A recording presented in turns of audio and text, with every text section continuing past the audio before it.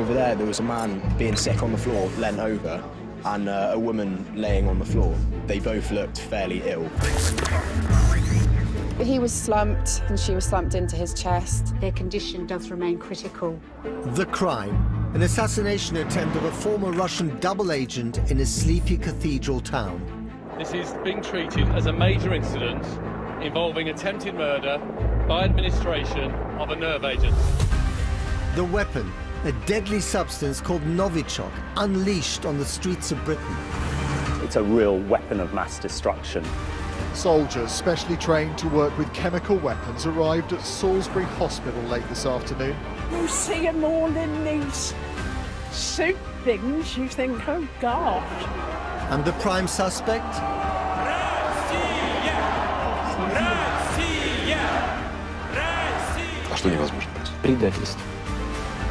It's a real-life political thriller that's plunged international relations into crisis.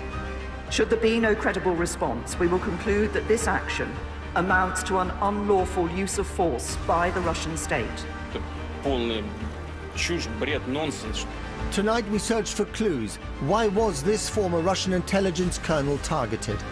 He would have known the names, at least of some of the officers working for Soviet military intelligence. And we enter the world of the super-rich Russians, now in fear for their lives. More than 20 or 30 different people who write me and who said me that you will be poisoned.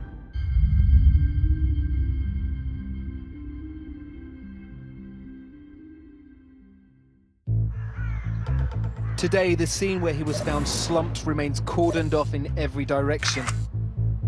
66-year-old Sergei Skripal and his daughter Yulia were found slumped and catatonic on a park bench. At first, passers-by thought they might be drug addicts, but they were too smartly dressed for that. What has emerged since then are revelations straight out of the explosive pages of a political spy thriller. So who is the man at the center of this mystery, and how did he end up in Salisbury? To begin to solve the crime, we have to look into Sergei Skripal's past.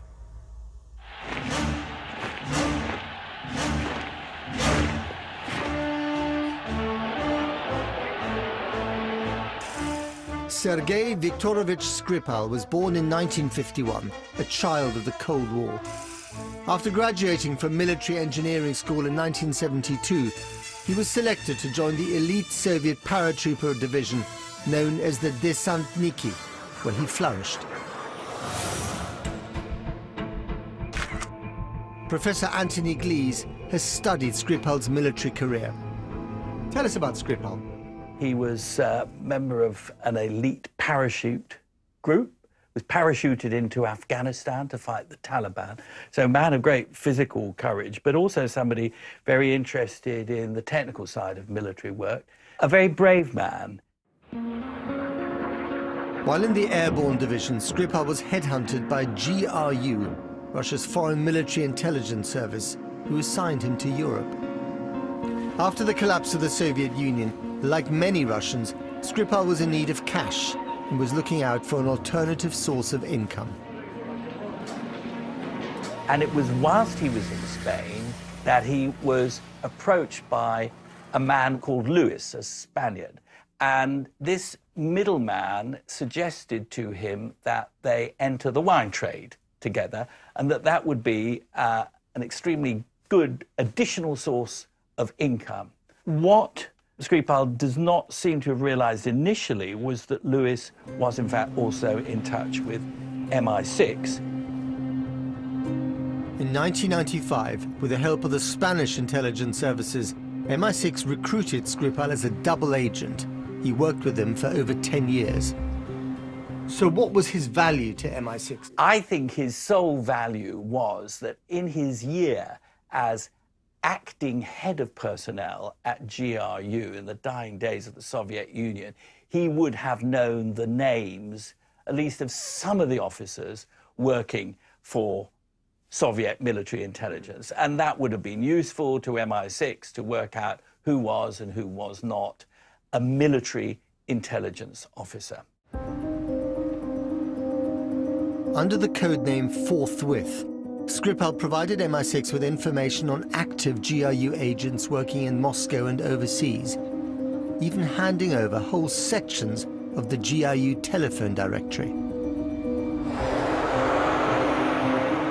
Skripal's double-dealing eventually caught up with him, and he was put under surveillance by the FSB, the successor to the KGB. In 2004, Skripal was arrested by FSB officers outside his home.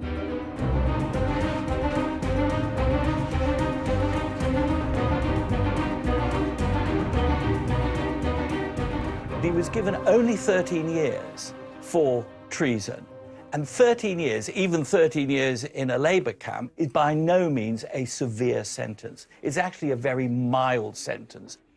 So are you saying he got this relatively lenient sentence because he wasn't that bad a traitor, or because they were trying to use him? Both may be true.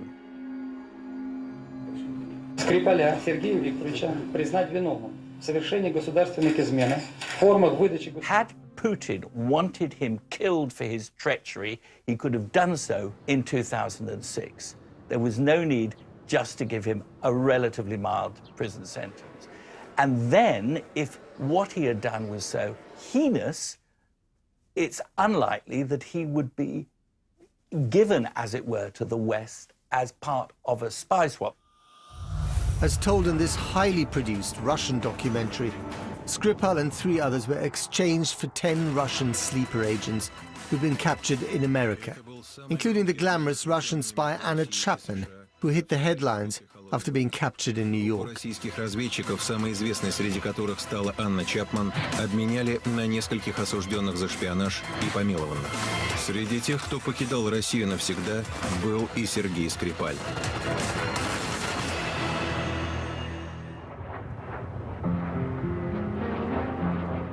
That should have been the end of the story, with a life of relative obscurity awaiting him in placid Salisbury. And for 8 years, he did seem to be living like any other pensioner. A regular in his local grocers in Salisbury, CCTV shows Sergei Skripal picking up the milk, etc. And as ever, a fistful of the lottery scratch cards he loved. He's very nice person, like grandfather, you know, the always smile. He always nice, smart. And they'd laugh together about how often he won on the cards. My lucky shop, he called it. And he's on his way, the pedestrian life of a long-retired spy in Salisbury's semi-detached suburbia. The first step in solving a mystery like this is to establish the motive. Now it's reported that once a month, Sergei Skripal came to this restaurant behind me and had lunch there with a man smartly dressed who also spoke fluent Russian. Now, apparently, the two of them used to sit at the table by the bay window just behind me. And the speculation is that that mystery man was, in fact, Skripal's former MI6 handler. So here's the question. Was this just a regular catch-up amongst old chums, or was Skripal still providing intelligence against the Russian state?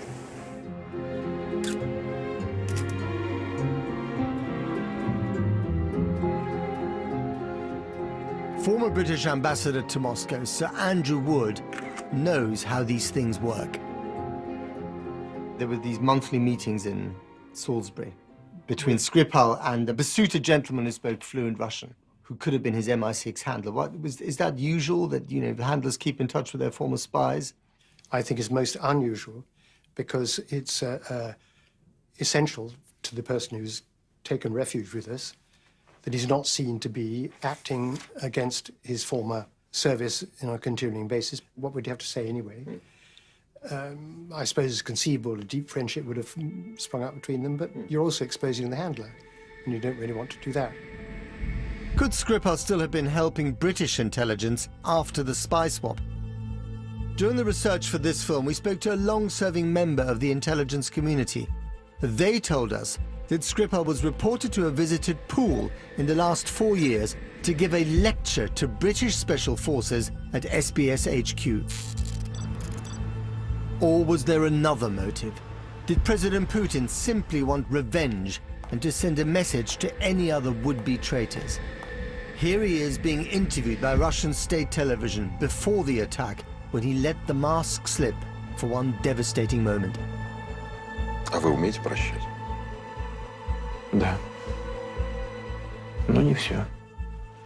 А что невозможно простить? Предательство.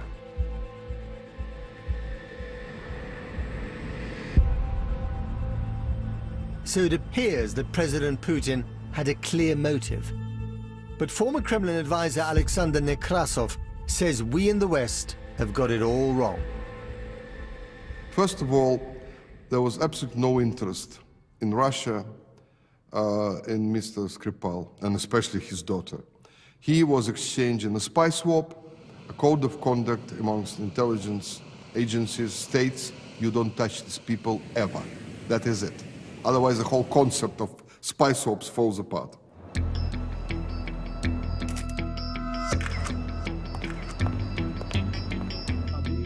Russian TV coverage of the Skripal affair seems a world apart from our own, even implying that the nerve agent Novichok may be connected to a British military facility. Образцы этого вещества должны храниться в секретной лаборатории Министерства обороны Великобритании Портендаун, раз уж именно здесь определили состав использованного яда. Former CIA station chief Daniel Hoffman has been monitoring the Russians and their tactics for years. I watch Russian television and I read the news, and one of the first things they did was they highlighted that apparently close by to Salisbury, where this attack on Skripal took place, there's a British facility that does research on chemical and biological substances. That's what they were saying on Russian television, just to lend a little bit of credence to the conspiracy theory that it was the British themselves who engineered this attack, and Vladimir Putin would like for those people to just believe a conspiracy theory, because he wants his own population to feel like they're being wrongly targeted.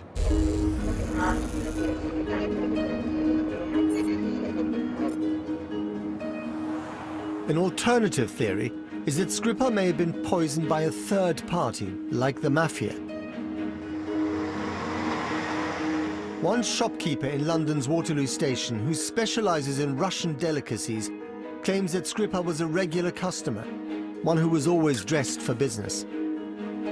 His dress was smart. Always he was wearing a suit, always. He has a bag or briefcase all the time with him.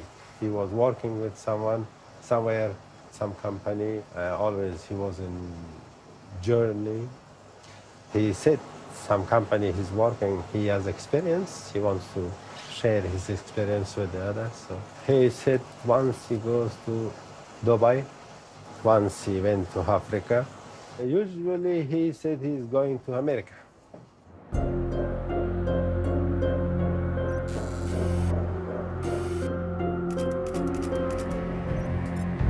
With the list of motives growing longer by the day, one possible explanation is that Vladimir Putin sanctioned the Salisbury attack in order to send a strong signal to his audience at home that he is the only person who can protect Mother Russia from the outside world. It is also possible that he wanted to do this in order to bolster the turnout in the elections that have just taken place. It seemed to have worked. Vladimir Vladimirovich Putin! What scares him the most is simple, it's democracy. And it's no accident that all of this happens right around the election. For Vladimir Putin, patriotism really supersedes everything. And it's also a way for him to ensure loyalty from the people he needs loyalty from. But I think what Vladimir Putin would like to do is exploit those feelings as a way to deliver some antipathy towards the West, which is, again, really the threat to his system. Дорогие друзья! I think he would have considered Skripal almost as a pawn in his game, that he could use Skripal to deliver the message he needs to give to his own people. That's the value of Skripal. Потому что вместе мы команда. Мы команда, да? The argument that Putin actually benefits from this poisoning is obviously a false one.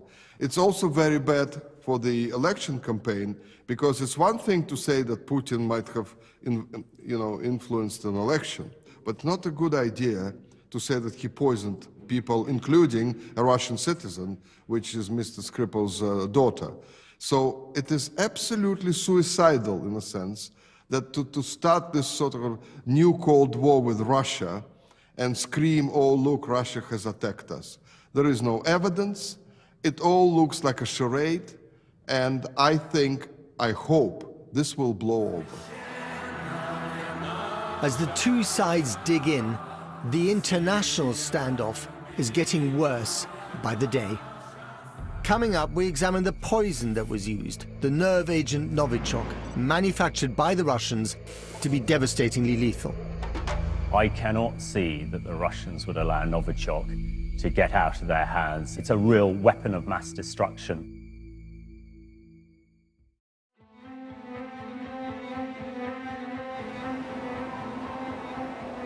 The British intelligence agencies are trying to unravel a mystery. One of its former Russian double agents has fallen victim to a suspected assassination. In Salisbury, locals like taxi driver Mehmet are still trying to come to terms with what happened. He knows both Sergei Skripal and his daughter Yulia well. He's been driving them for 7 years. Mehmet, tell me, what was he like? He was very smart and very intelligent.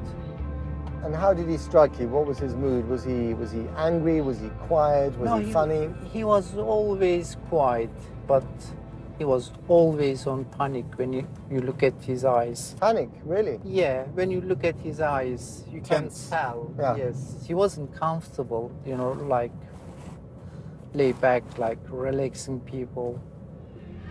For more than a week, the government didn't say what poison had been used on the Skripals.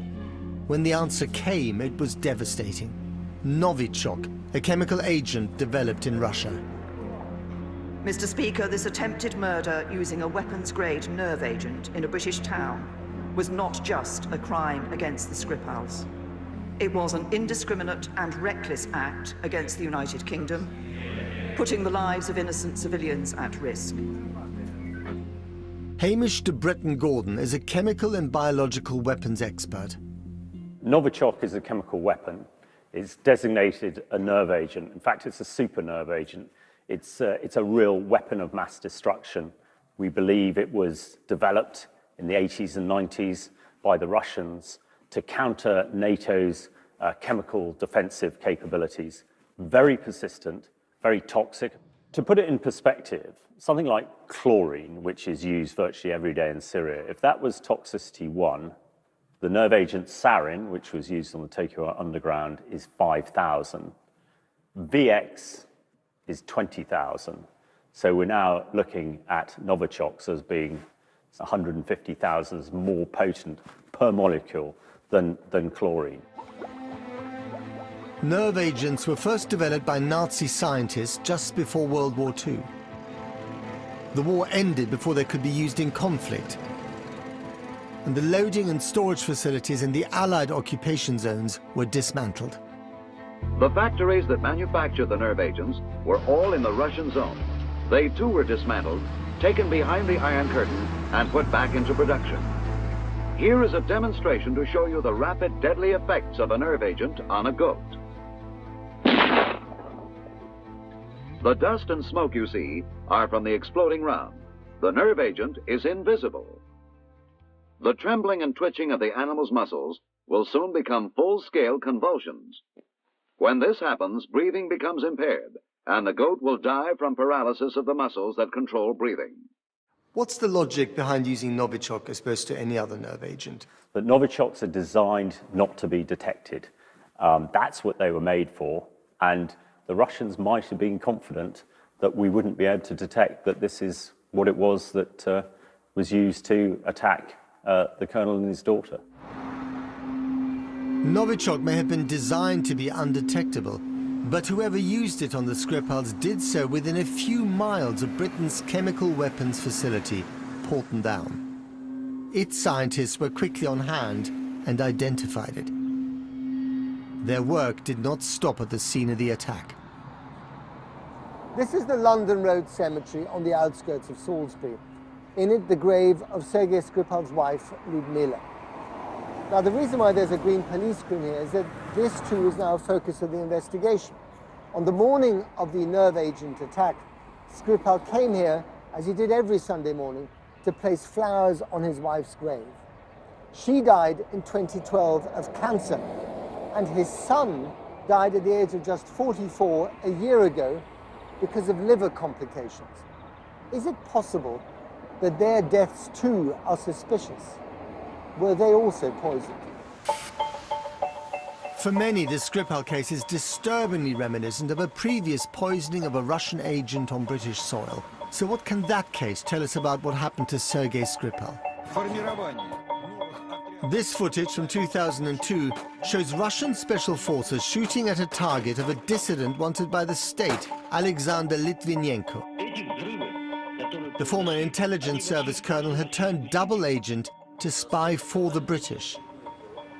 A few years later, he himself claimed that he was targeted.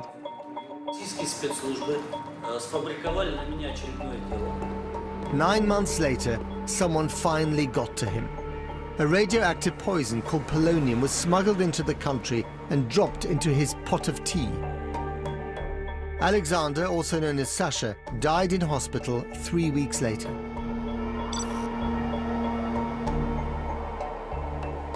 He and his wife, Marina, had become British citizens before he died.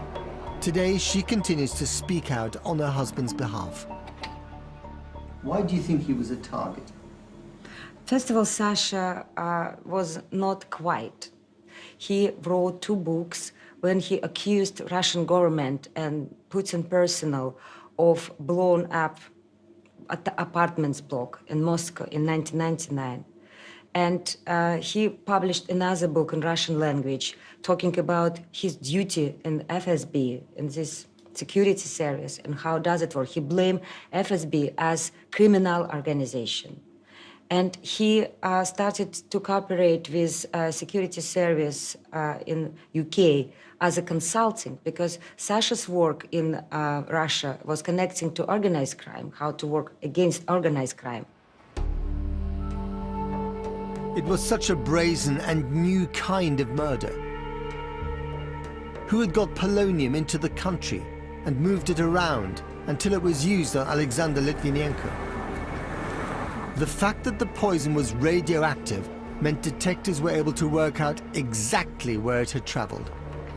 Once we were able to establish where they had been in London, it was just a question of following that trail and searching it forensically for traces of polonium. So there was, in effect, a breadcrumb trail of where our witnesses had been and where we were able to find traces of polonium. And that included the British Airways plane that took them back to Moscow. The detectives were lucky because polonium left that radioactive trail. But that does not exist with Novichok. So in Skripal's case, the trail ends here. However, some experts are certain that they know where the deadly nerve agent came from. I think it is pretty clear that the Russians are the only people who have produced this super nerve agent, Novichok. There's no indication that anybody has done any development, and Novichok is purely a Russian research program. But people close to the Kremlin say it makes no sense for Russia to use Novichok in a deadly hit.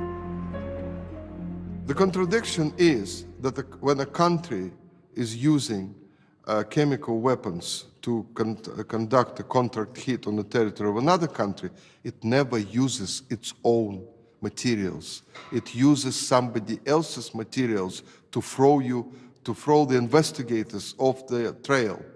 I'm sorry, but the Russians are not that stupid.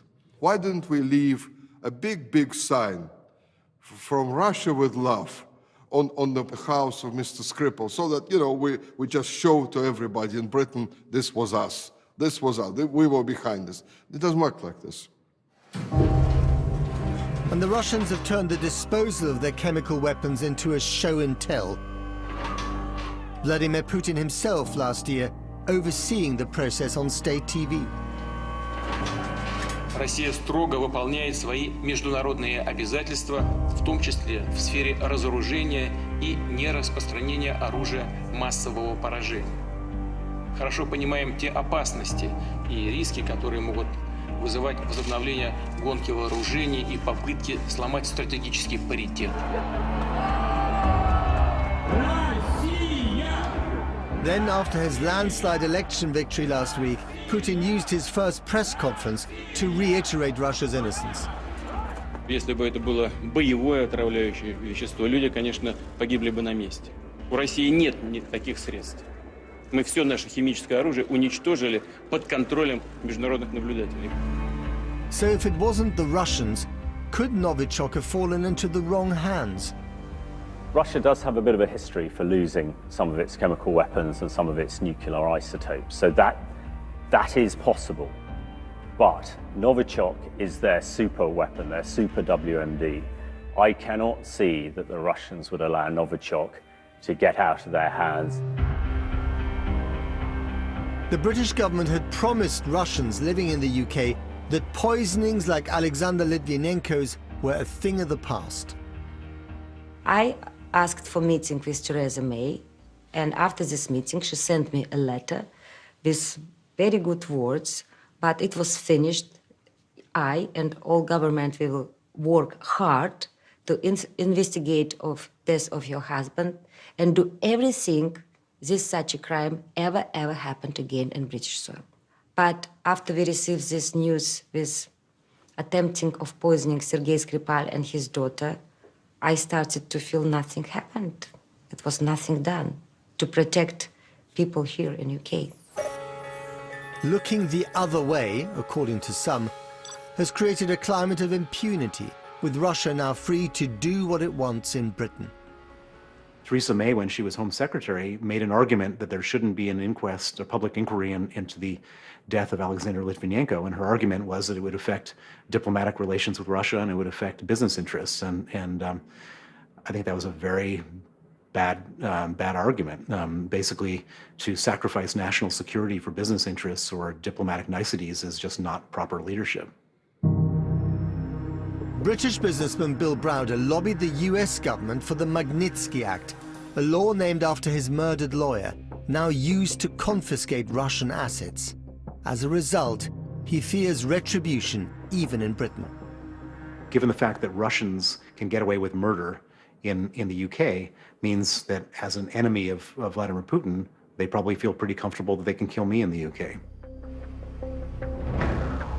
Coming up, a slew of suspicious deaths, all potentially linked to Russia, all on British soil. It was absolutely impossible for him to have landed where he did from that window. So you think someone pushed him Yes. onto those railings? Yes. And I meet the Russian in the UK, now fearing a similar fate. More than 20 or 30 different people who write me and who said me that you will be poisoned like them. To you? Of course.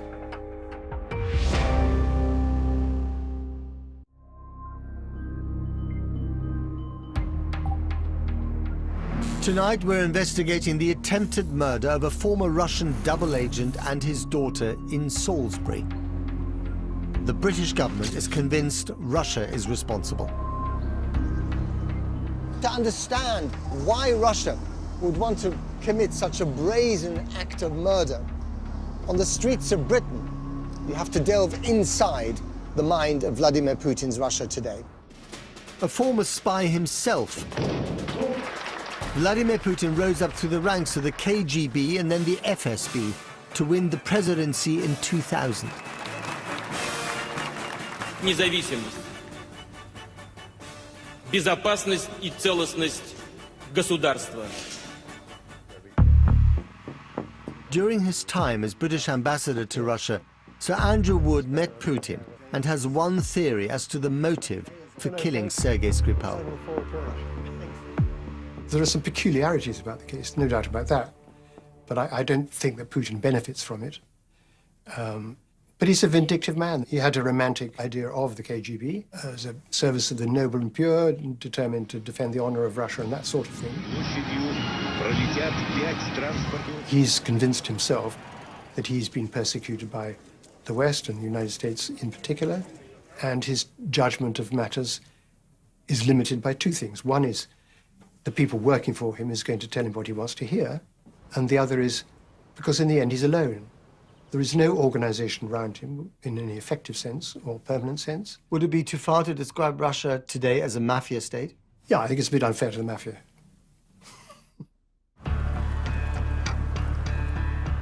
Whether the order for the assassination came from Russia or not, state television has reveled in the aftermath, as seen in this chilling clip from the Channel 1 news show.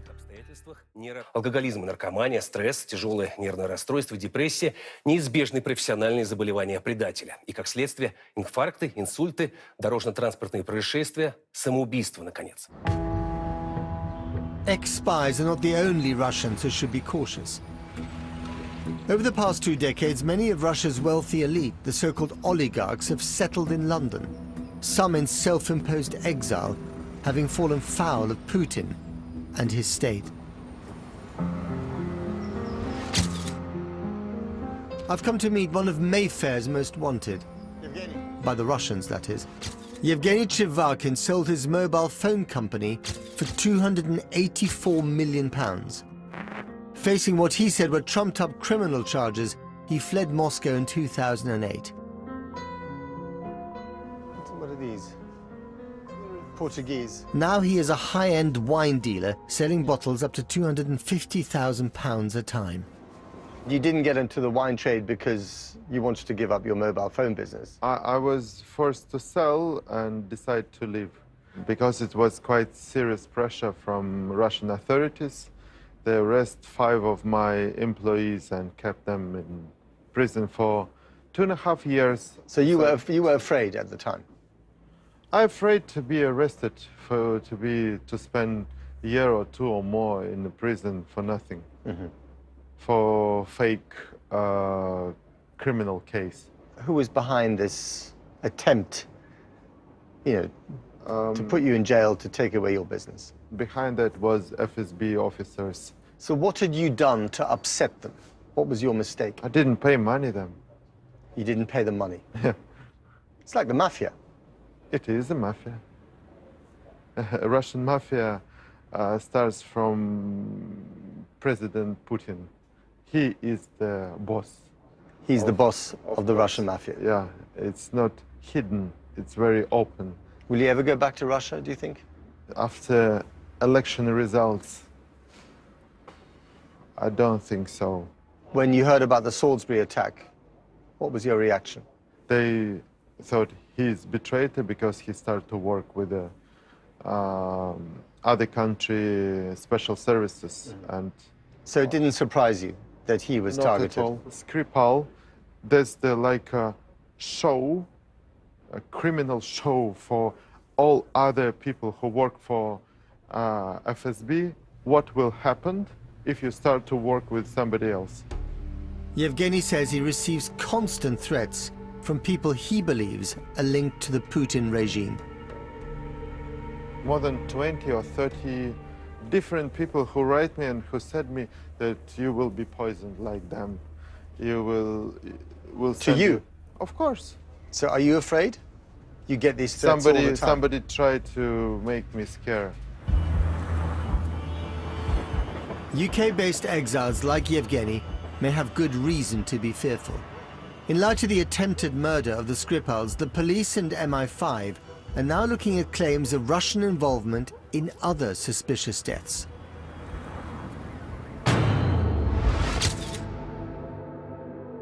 Journalist Heidi Blake has been investigating the links between those who've died. People started dying suspiciously in Britain quite soon after the wave of oligarchs began to arrive in the UK after Vladimir Putin's ascent to power. All of these 14 cases, there is intelligence connecting those deaths to Russia. The Russian Secret Service and the Russian mafia work very, very closely together. And you sometimes have the Russian Secret Service ordering an assassination, but contracting a Russian mafia group to carry out some kind of a crude hit.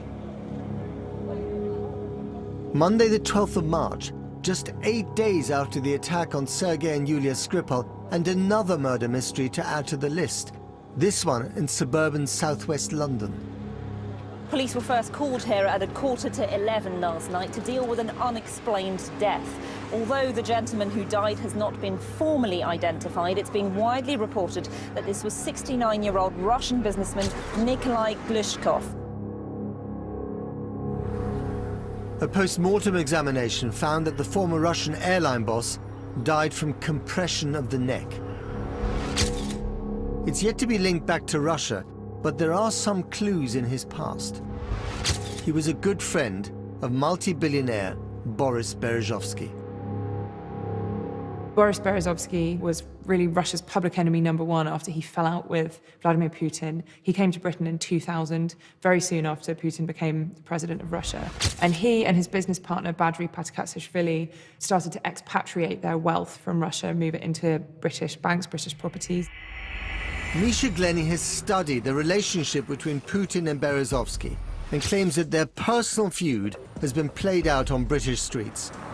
What happened is that fundamental dispute between President Putin and Boris Berezovsky was transferred from Moscow to London and the home counties. And that is basically the origin of the mysterious murders over the past decade or so, it's essentially an internal Russian dispute that was played out here. Those individuals who became close to Berezovsky during the time in which he was continually antagonizing the Kremlin, funding political activities to try to destabilize Vladimir Putin's Russia, constantly speaking out against Putin's autocracy, all of those individuals died in fairly rapid succession. On December the 8th, 2014, Berezovsky's business partner, Scott Young, was found impaled on railings below his flat in Marylebone. His ex-wife is Michelle Young. That was a holiday we had in Europe. That's Scott there. Yes. And your two girls. Yes. So when you see that photograph, what goes through your mind? Well, it's really sad, isn't it? At the moment, we're in limbo because we don't know the truth of what happened. Tell me about Scott. Tell me how he died. Well, it was a gruesome death. He was found on the railings from a 4th floor building. And you heard that he'd committed suicide. You know, you were doubtful about this. Why? The position in which the railings were from the window of the building, it was absolutely impossible for him to have landed where he did from that window. Scott Young was involved with a £65 million property deal called Project Moscow, which collapsed in 2006. There's a lot of evidence to suggest that Scott Young's death was not a suicide. We have police records showing that he had repeatedly phoned the police and warned them that he was being tailed by a team of Russian hitmen and believed he was going to be murdered.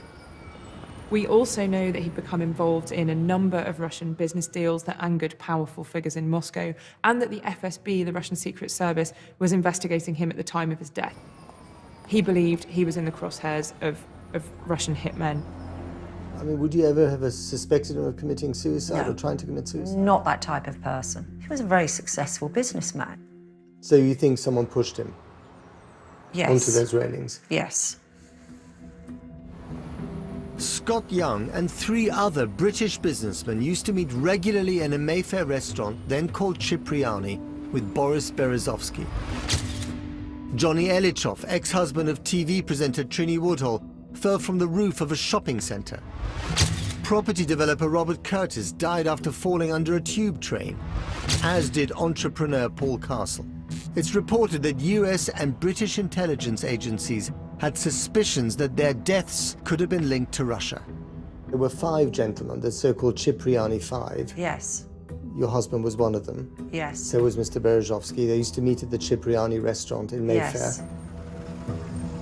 All those 5 men who used to dine together in this one restaurant are now dead. Yes. The body count mounted when Berezovsky himself was found dead in his ex-wife's bathroom. Berezovsky would probably have been all right if he just kept his mouth shut. But there were attempts on his life. You don't believe he committed suicide? I don't know how he committed suicide. It is possible he did not. Allegations of McMafia-style hits are dismissed by the Russians. Boris Berezovsky, a very controversial figure. He has a past so checkered that you would not want to have tea with him. Britain has welcomed a lot of Russians, but some of these people are dangerous people with very shady past, with very strange connections. So don't expect that things will not happen to them. Coming up, as the Skripal manhunt continues, it's all-out diplomatic war. Russia should go away, it should shut up. Russia should go away and shut up. Ну, может, образования не хватает, я не знаю.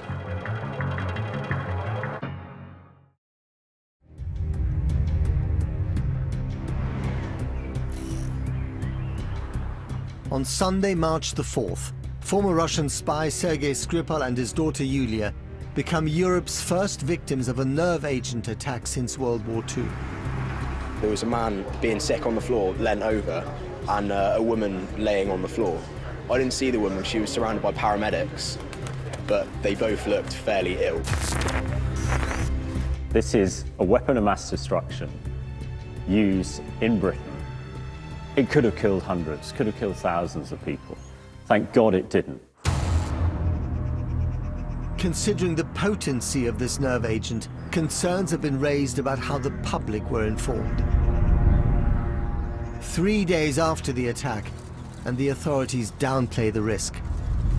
As your chief medical officer, my message to the public is that this event poses a low risk to us, the public, on the evidence we have. In contrast, military personnel and chemical weapons experts all descend on Salisbury in protective suits. You see them all in these suit things, you think, oh gosh. 4 days later, the official health warning changes. Those in the vicinity of the attack are advised to destroy their clothes and use baby wipes on mobile phones and handbags. Hamish de Bretton Gordon outlines the challenges his former colleagues in the military face.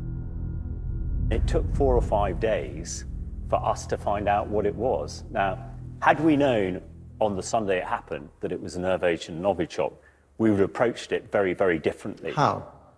Well, I think had we known, the area would have been sealed off very much more quickly, atropine would have been administered, and we would have been able to close it down. We still don't know how and who administered the poison in Salisbury, or even the exact whereabouts of the colonel and his daughter for the whole of that day. There are fragments of evidence out there, such as this CCTV footage of the Skripals driving towards the city before the attack.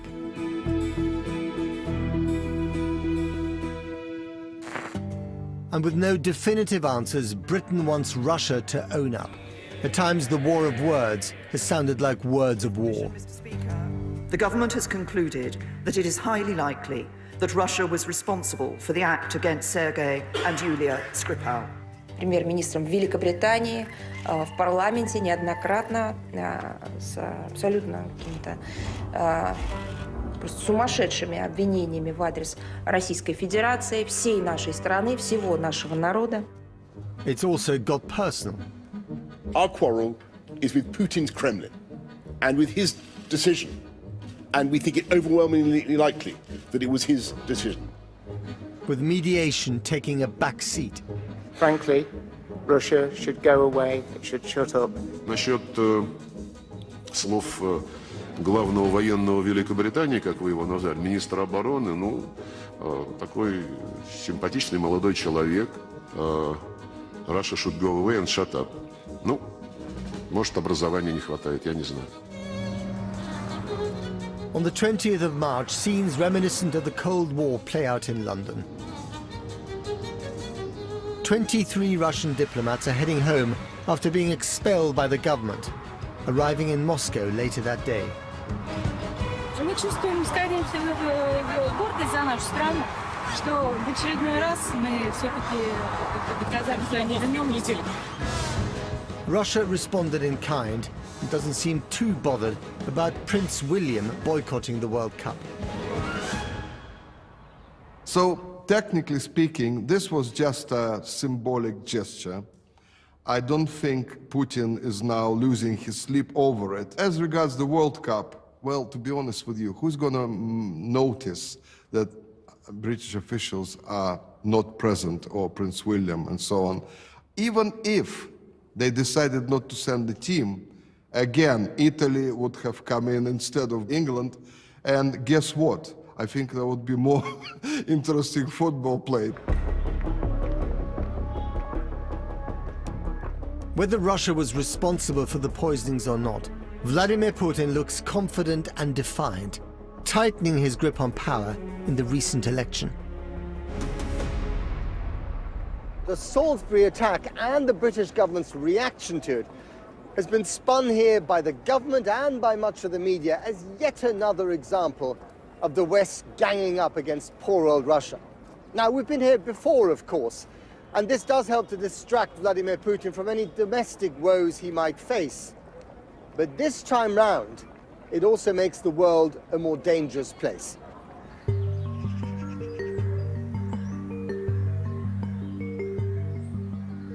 In Salisbury, a father and daughter lie heavily sedated in their desperate fight to stay alive. According to a High Court judgment last week, the couple may have permanent brain damage, and no relatives have even contacted the hospital. 250 counter-terrorism officers continue to hunt for the Salisbury assassin. Their mission? To solve the crime that may have taken place in a sleepy cathedral city, but is said to have global repercussions with unknown consequences.